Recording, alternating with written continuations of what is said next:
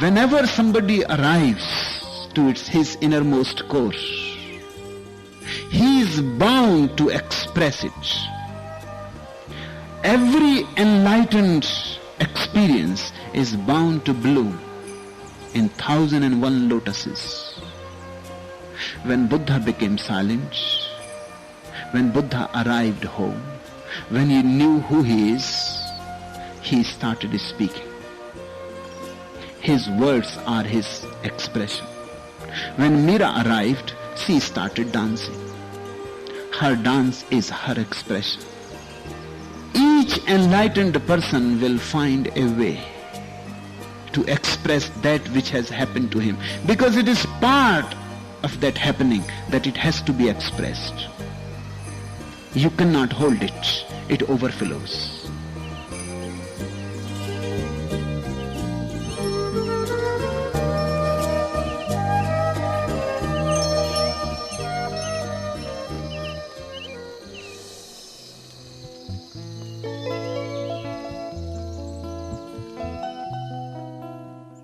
Osho is a new beginning in the ever-growing chain of enlightened beings. He is not part of any religious tradition or movement of the past. A new era begins with Osho that incorporates both spiritualism and materialism.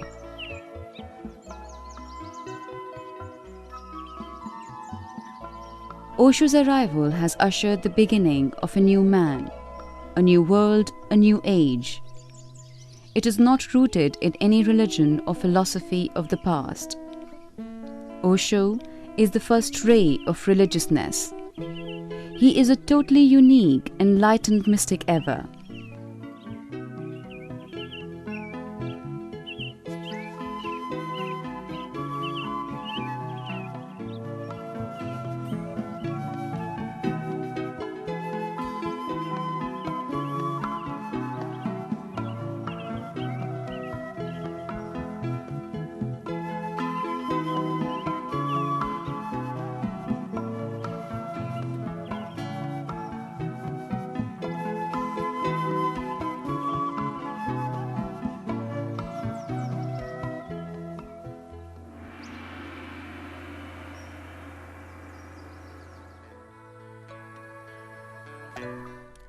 Osho was born on December 11, 1931, in a small village called Kuchwara in the state of Madhya Pradesh.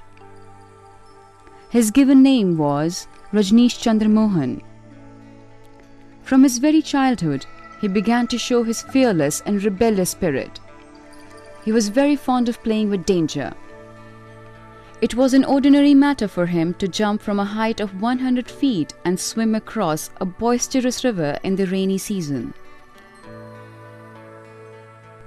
Through his sharp and super intellect, young Osho very firmly exposed the stupidity and hypocrisy displayed by such pundits and religious priests, saints and holy monks who were leading the masses without any self-experience.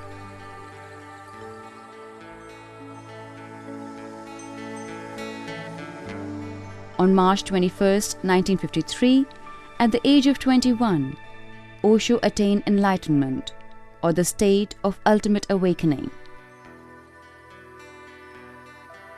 Talking about his enlightenment, Osho says, "Now I'm not in search of anything.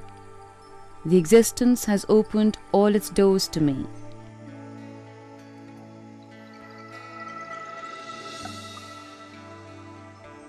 The idea of enlightenment is to remain in the present moment. I call it meditation. Not to go into the past, which is no more. Not to go into the future, which is not yet. Because if you go into past and future, you are going to miss the present moment, which is the only reality. just be here now. And if you are here and now, enlightenment comes on its own account. It is not a goal that you have to reach. It is not somewhere far away that you have to travel a path.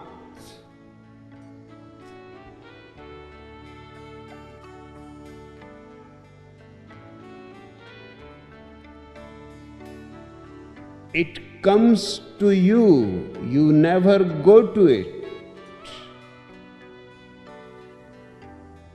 It is not your doing, it is a happening.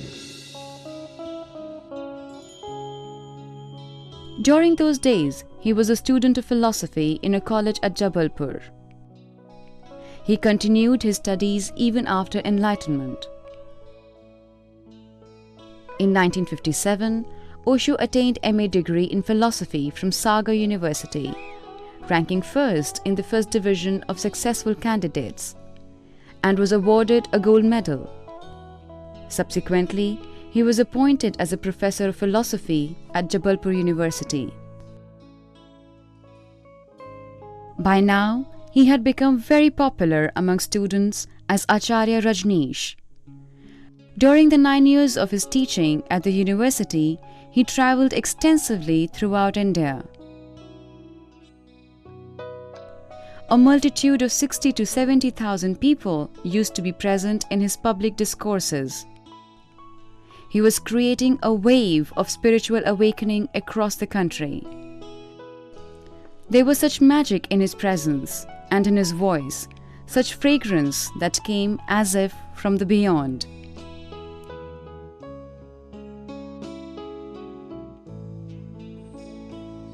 If in a 70 years life you can find even 7 minutes which were just yours, unoccupied, undistracted, relaxed, resting in your own being, that will be enough. But even those 7 minutes are missing. Hence the hurry. Life is short and it is running by, and there is no other life. Death will come and you will die utterly empty, unfulfilled. And this hurry is not going to help. This hurry simply makes things more difficult. It keeps you running, certainly. It keeps you chasing shadows. But while you are chasing shadows, you are again wasting your time. In order to share with the entire humanity spiritual insights and to be totally involved in the process of giving birth to a new man, Osho resigned from professorship in 1966.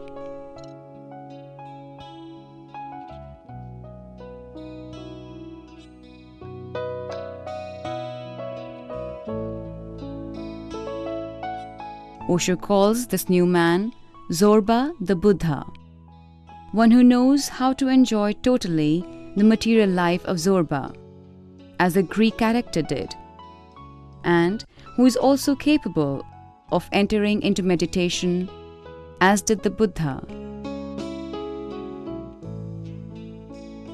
The new man is one who is rich both materially as well as spiritually.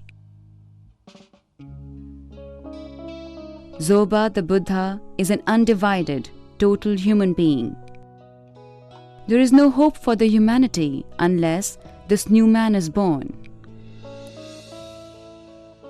I call the new man Zorba the Buddha for the simple reason that to me materialism and spiritualism are not separate, are inseparable. The moment you make them separate, you make humanity sick. And all analysis is separation, division.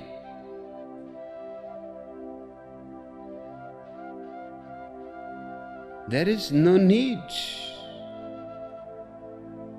You are already existing in unity. Your body and your soul are existing together in tremendous harmony.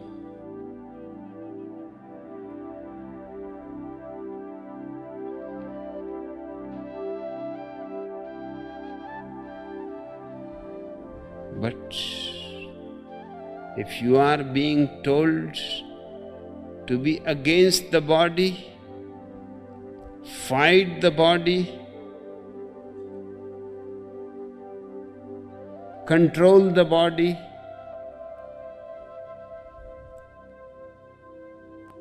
inhibit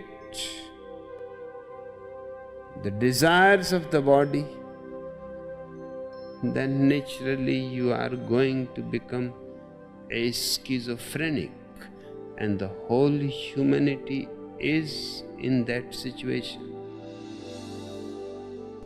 In 1970, Osho moved to Mumbai. By now, seekers from the West who were bored with the material richness alone and who were eager to learn as well as understand the deeper secrets of life began to reach Osho.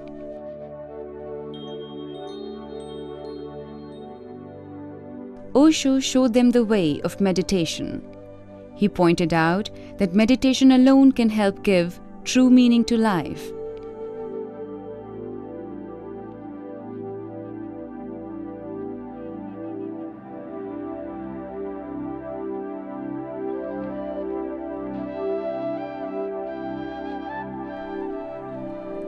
In September 1970, during a meditation camp held at Manali in the Himalayas, he began initiating seekers into Neo-Sannyas. Around this time, he began to be known as Bhagwan Shree Rajneesh instead of Acharya Rajneesh.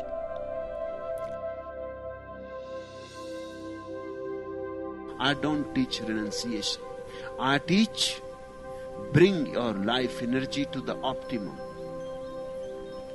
And once you have seen the true in your being, the world carries no meaning anymore. The higher has happened, the lower becomes insignificant. You need not renounce it. It has already dropped. You need not escape anywhere. You can live in the world, but you have overcome it. And remember, escaping and overcoming are two totally different things. The real sannyasin has to overcome the world, not renounce.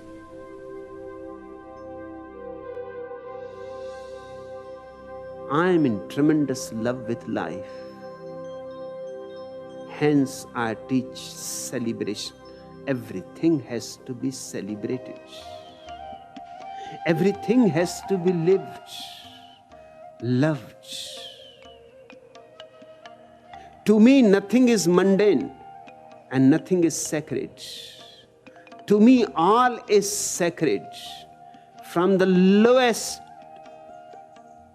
rung of the ladder to the highest rung, it is the same ladder.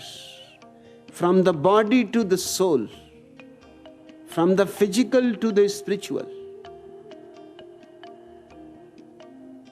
from sex to samadhi, everything is divine. In March 1974, followed by his great number of disciples or sannyasins, Osho left Mumbai and arrived in Pune. Shree Rajneesh Ashram was established here. And since then, his impact and work spread worldwide. The question between a master and the disciple is not of a physical distance at all. You can be sitting here physically, but you may not be in tune with me. Then you are not here. You may be thousands of miles away, maybe on the moon, on the Mars. It does not make any difference. But if your heart is beating with me, if you are attuned with me, if there is an inner connection, then you are in my physical presence. Neither time makes any difference, nor is space. The thing that makes the difference is love. At the Shree Rajneesh Ashram in Pune, Osho would touch upon every aspect of human consciousness in his discourses. He spoke on Buddha, Mahavir, Krishna, Shiva, Lao Tzu, Desiderata, Heraclitus, Khalil Gibran, Zarathustra, and Jesus as well. In his thousands of discourses, he brought into light insights from India's galaxy of enlightened beings, including Adi Shankaracharya, Gorakh, Kabir, Nanak, Farid, and Meera. There is hardly any dimension of life which has remained unaddressed by Osho. He has unraveled in detail the hidden secrets from the traditions of Yoga, Tantra, Tao, Zen, Hasids, the Sufis, and the Baus. On a variety of subjects such as politics, art, science, psychology, philosophy, education, society, poverty, population explosion, ecology, and possible nuclear war, as well as the greater threat of AIDS to the whole world, his penetrating and revolutionary insights are also available in hundreds of his discourses.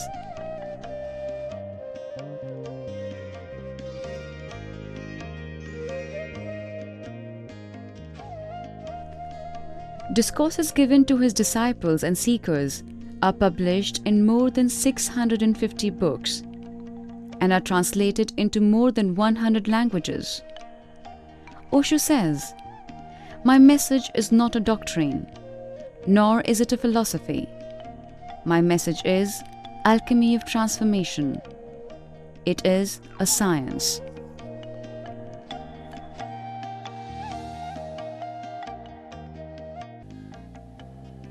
My message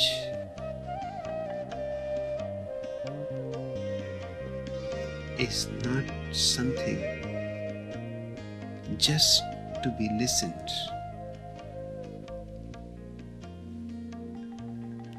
My message is not a doctrine,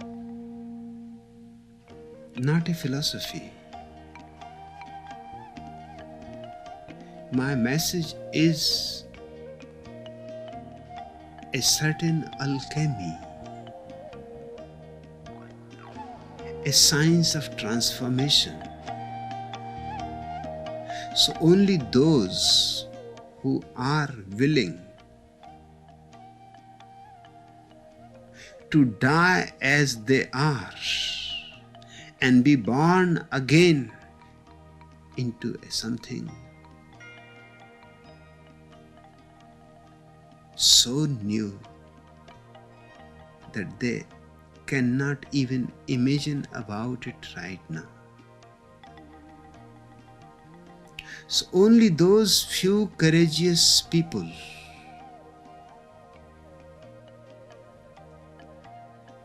will be ready to listen, because listening is going to be risky. Once you listen, you cannot escape from it. Then Without your commitment, you are committed. Without even saying a single word from your side, you are finished. In listening, you have taken the first step towards being reborn.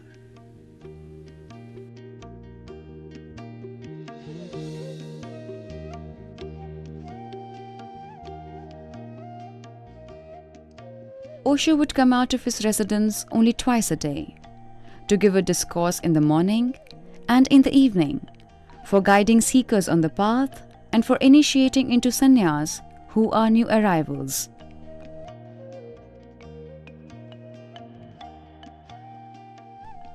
In 1980, a fanatic from the Orthodox Hindu community made a deadly attempt on his life in the middle of a discourse.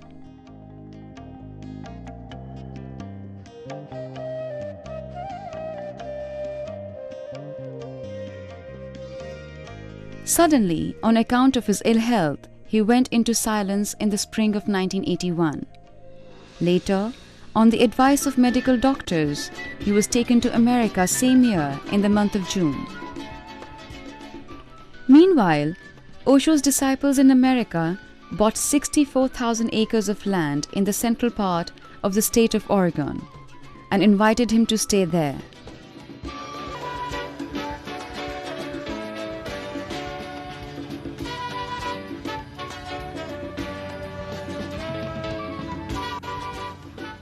Gradually, this barren land was turned into a flourishing commune for his disciples and lovers.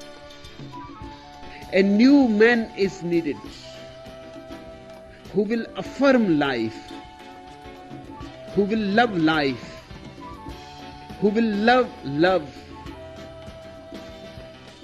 who will love this existence as it is, who will not make demands that first it has to be perfect, who will celebrate life with all its limitations. And that new man is Neo-Sannyasin. Neo-Sannyasin heralds the new man, a new beginning, a disconnection with the past, a discontinuity with the past. I don't want you to be hypocrites. I want you to be real, authentic human beings. Love your body, live your body to its totality. Love your instincts, your desires, and live them in their totality.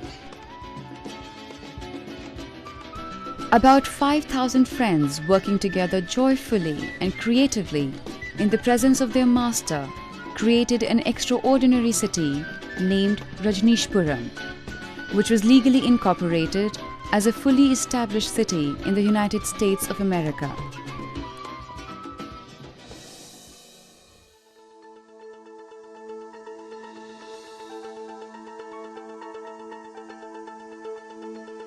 However, under the influence of fanatic Christian priests and the politicians, the local state and the federal agencies from the very beginning began putting every possible pressure to destroy this experiment in making a commune for serving their self-interest.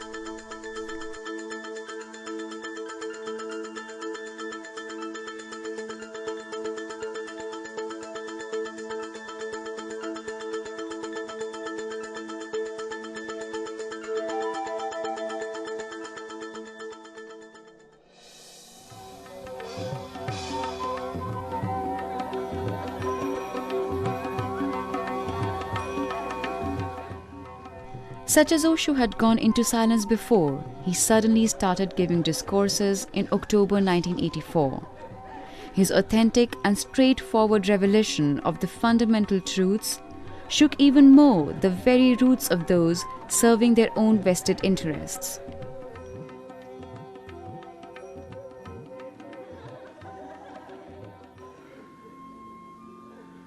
You are to follow my silences,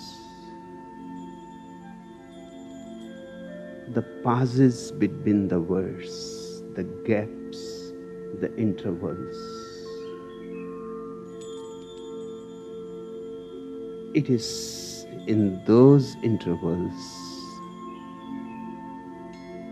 that the communion happens.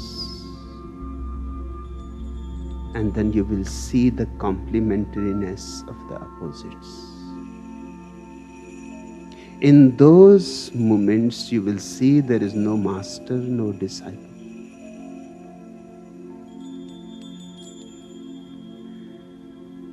Something totally different takes place, a meeting, a merger.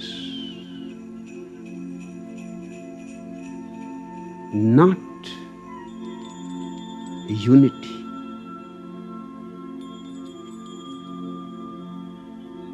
but oneness. And the oneness is not mechanical either. It is organic. It is alive, throbbing. In the East, we have called these moments satsanga, communion. Communion is not communication. This is not a discourse. This is not even a talk. This is just a communion. Words are being used only to create silences. Just as one uses a blackboard to write with white chalk on it. The blackboard is not the purpose. The purpose is the white writing. I am using words to create a blackboard so that I can write few moments of silences on it. That is the purpose. If you become too much concerned with my words, you will get into unnecessary trouble. And you are already in so much trouble.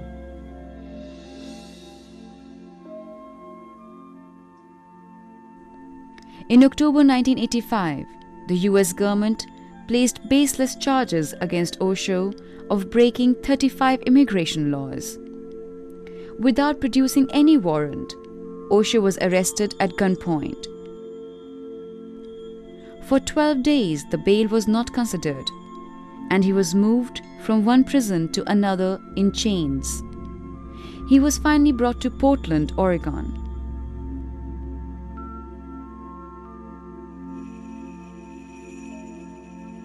This is how the journey, which could have taken 5 hours, was completed in 8 days.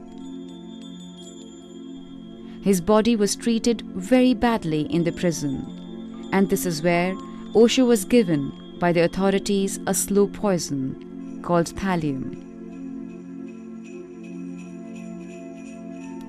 On November 14, 1985, Osho left US and returned to India. Under the American government's influence, the Indian government made every effort to keep Osho secluded from the rest of the world.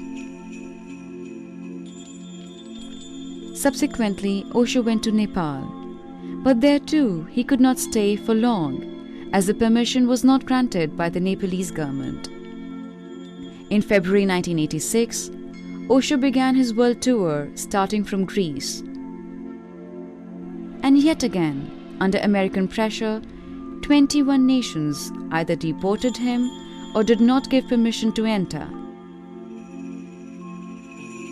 Such so-called free and democratic nations mainly included Greece, Italy, Switzerland, Sweden, Great Britain, West Germany, Holland, Canada, Jamaica, and Spain.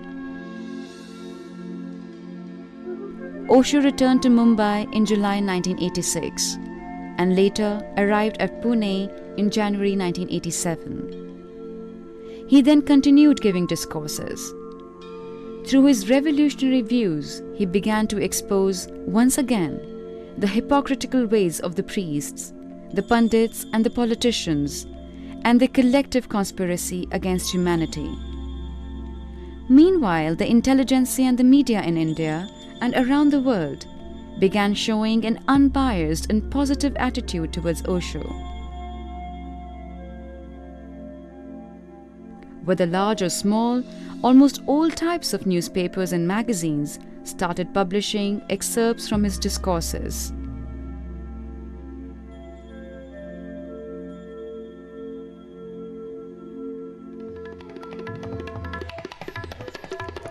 Most of the leading musicians, dancers, writers and poets from India often came to visit the Osho International Commune in Pune. They could hardly believe seeing utopian dream having taken such a concrete form at the commune.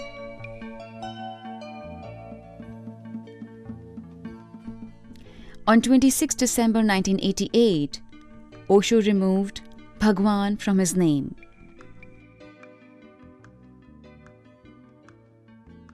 On 27 February 1989, at the time of evening discourse in Buddha Hall, his 10,000 disciples and lovers unanimously decided to address henceforth their beloved master as Osho.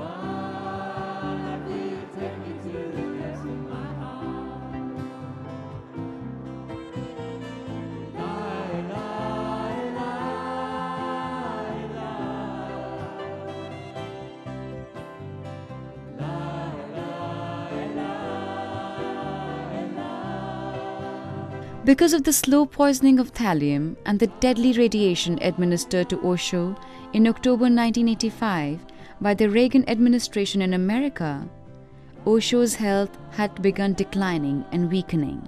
And yet, Osho continued addressing 10,000 disciples, seekers and lovers in Gautam the Buddha Auditorium till 10th April 1989, thus leading them into meditation, deeper and deeper. Truth cannot be silenced, neither love nor joy.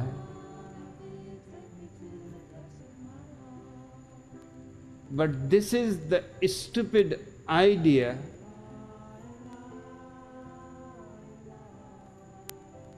since centuries. People have been doing that. They killed by poison Socrates. But his voice is still ringing in the ears and in the hearts of those who want to understand deepest meanings of life. In succeeding months, his body began to deteriorate even further.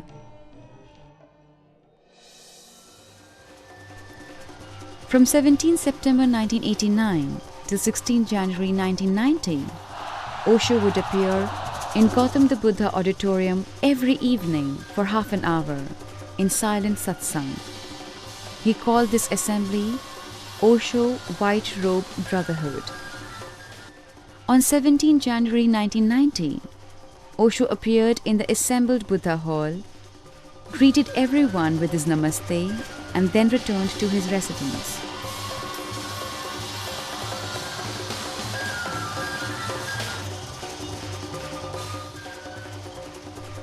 On 18 January, at the evening meeting of Osho White Robe Brotherhood, Osho's personal physician, Prem Amrito, informed that the pain in Osho's body had become so severe that he was unable to be amongst them. But instead, he would be with them in meditation while seated in his room.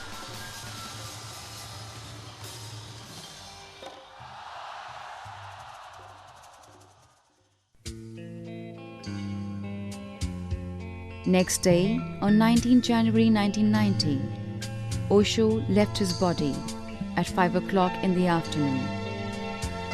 His departure was announced at the evening meeting.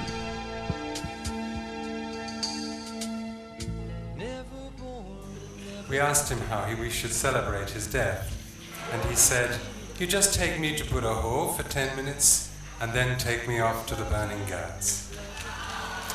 He said that his samadhi will be in Chuangtazu. There are many other things that he said that we'll let you know, but for now let me just say to you that in death he was just as you would have expected, incredible.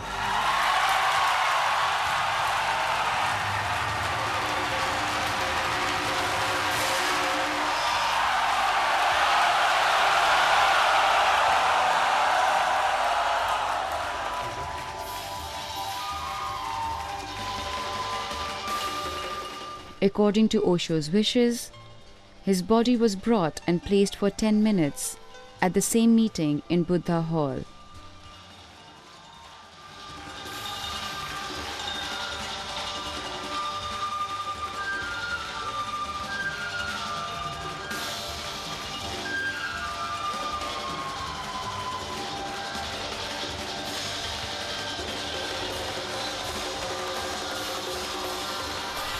"10,000 disciples and lovers of Osho gave him a loving farewell with an emotion-filled heart, celebrating through dancing and singing.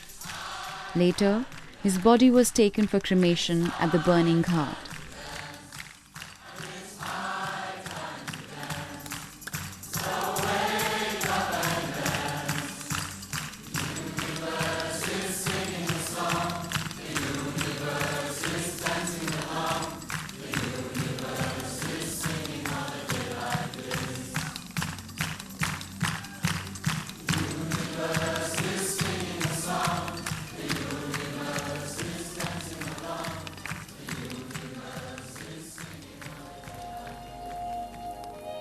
So remember, when I am gone, you are not going to lose anything. Perhaps you may gain something of which you are absolutely unaware. When I am gone, where can I go? I will be here, in the winds, in the ocean, and if you have loved me, if you have trusted me, you will feel me in 1,001 ways, in your silent moments. Suddenly you will feel my presence. Once I am unembodied, my consciousness is universal. Then you need not seek and search for me. Wherever you are, your thirst, your love, and you will find me in your very heart, in your very heartbeats. On the late morning of 21st January, the urn containing ashes was brought with a grand festive celebration to Chuangtzu Auditorium, and it was placed in a marble samadhi. Following words are inscribed in golden letters on his samadhi.